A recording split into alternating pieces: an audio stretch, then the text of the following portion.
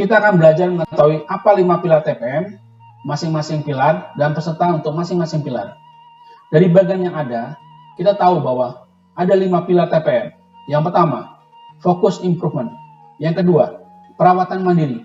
Yang ketiga, perawatan terencana. Yang keempat, peningkatan keterampilan operator dan perawatan. Yang kelima, MP Design and Early Equipment Management. Di mana dijelaskan juga sasaran-sasaran dari masing-masing pilar. Untuk pilar yang pertama, sasarannya adalah zero breakdown dan zero defect. Untuk pilar yang kedua, sasarannya adalah operator memahami mesinnya dan operator peduli terhadap mesinnya. Pilar yang ketiga, sasarannya adalah kegiatan perawatan dengan biaya memadai. Sasaran untuk pilar keempat, keterampilan operator dan perawatan yang lebih tinggi.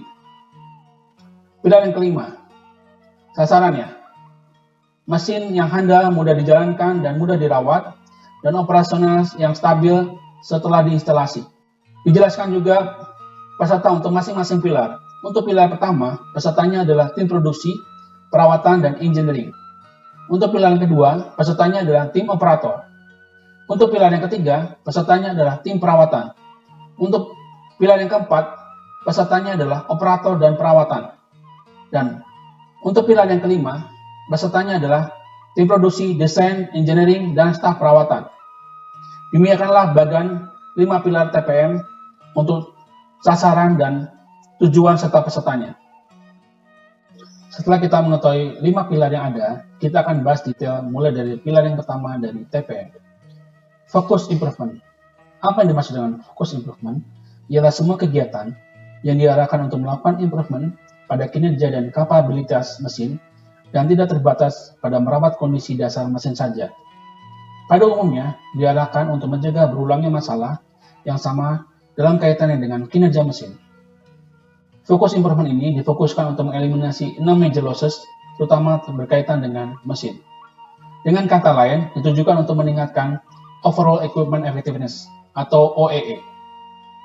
Mengapa kita perlu peka terhadap loss atau kerugian? Yang pertama, karena kerugian atau loss menggerogoti profit. Yang kedua, pelanggan tidak akan mau membayar kerugian yang ada. Yang ketiga, kepekaan merupakan langkah awal untuk memerangi kerugian. Yang keempat, membiarkan adanya kerugian merupakan cerminan sikap kurang memiliki atau ownership dari tim yang ada. Berikut ini ada 16 major loss yang ada. Yang pertama, 7 loss yang berpengaruh pada efisiensi penggunaan mesin, 1 loss yang berdampak pada loading time, 5 loss yang berpengaruh pada efisiensi sumber daya, dan 3 loss yang berdampak pada penggunaan sumber daya secara efektif. Dari 16 major loss, berikut ini 7 loss yang berpengaruh pada efisiensi penggunaan mesin. Yang pertama, breakdown loss. Kedua, setup dan adjustment loss. Yang ketiga, cutting blade loss. Yang keempat, startup loss. Yang kelima, minor stop and idling. Yang keenam, speed loss. Yang ketujuh, defect atau rework loss. Dari 16 major loss, berikutnya 1 loss yang berpengaruh pada loading time. Yang pertama adalah sudden loss. Sudden loss adalah kerugian yang timbul karena adanya kemacetan mesin yang terencana. Berikut ini adalah 5 loss yang berpengaruh pada sumber daya manusia. Yang pertama, management loss. Yang kedua, motion loss. Yang ketiga, line organization loss. Yang keempat, loss result from failure to automate. Yang kelima, measuring and adjustment loss. Berikut ini adalah 3 loss yang berpengaruh pada sumber daya secara efektif. Yang pertama, yield loss. Yang kedua, energy loss. Yang ketiga, die, check, and tool loss. Contoh energy loss atau kerugian akibat energi terjadi akibat tidak efektifnya pemanfaatan daya input dalam suatu proses, seperti daya listrik, gas, dan bahan bakar. Berikut ini gambar konsep kerugian kronis. Kerugian kronis disebabkan pada cacat tersembunyi pada permesinan, peralatan, dan metode. Jika hal ini terjadi, maka harus dilakukan penghilangan penyebab kronis secara menyeluruh. Pada kenyataannya, kerugian kronis sangat sulit dideteksi. Pada gambar bisa dilihat bahwa pabrik penuh dengan kerugian. Kedua, kerugian ditimbulkan dari pola pikir dan perilaku manusia. Yang ketiga, kerugian tidak dapat dikurangi kecuali jika pola pikir dan perilaku manusia dirubah. Mengapa kerugian terselubung diabaikan? Pertama, karena penyebabnya tidak diketahui.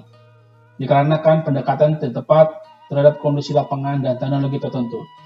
Kedua, penyebabnya diketahui, tapi tindakan penanganannya salah. Mengapa terjadi? Karena kerugian kronis tidak cukup dipahami. Yang ketiga, tindakan penanganan tidak tuntas. Mengapa? Karena tindak lanjut penanganan masalah tidak memadai. Yang keempat, terlalu sibuk sehingga perbaikannya hanya bersifat sementara. Mengapa? Karena penanganannya tidak tuntas, hanya tindakan perbaikan yang bersifat sementara. Yang kelima, tidak berpikir untuk membandingkan dengan nilai optimal. Mengapa? Karena berkeyakinan pada kondisi saat ini sudah pada tingkat optimal.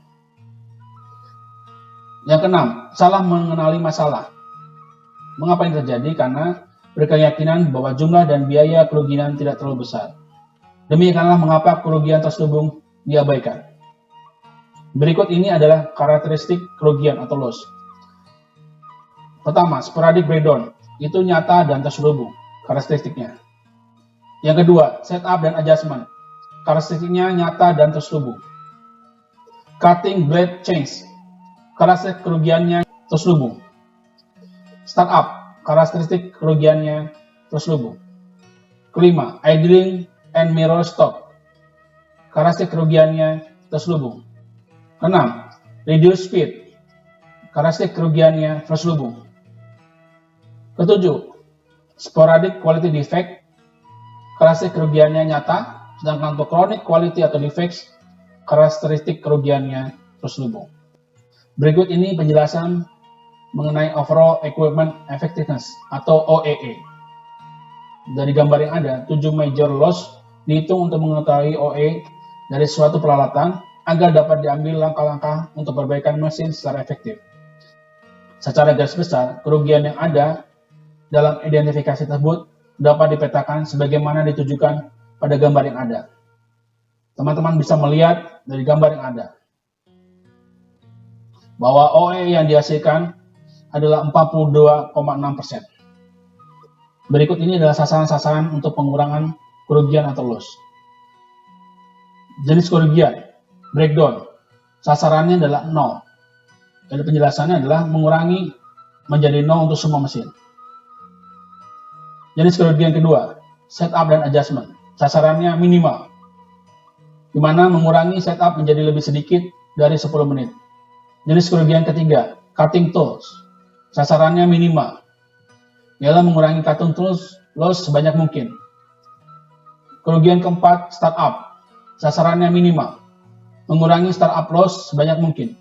Yang kelima, idling and mineral stop, sasarannya 0, mengurangi menjadi 0 atau 0 untuk semua mesin. Kerugian keenam, reduce speed, sasarannya 0, melakukan peningkatan kecepatan menjadi descent speed, lalu tingkatkan lebih lanjut melewati descent speed. Quality defect dan reworks, sasarannya 0, di mana sedikit sekali yang dapat diterima.